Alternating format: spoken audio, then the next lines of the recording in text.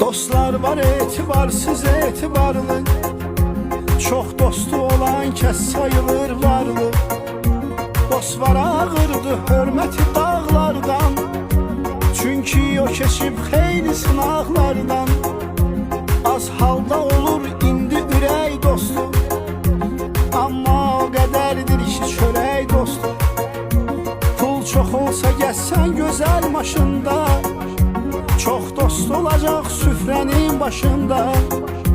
Sən onlara verdikcə qonaqlıqlar, onlar deyəcək şən və sağlıqlar.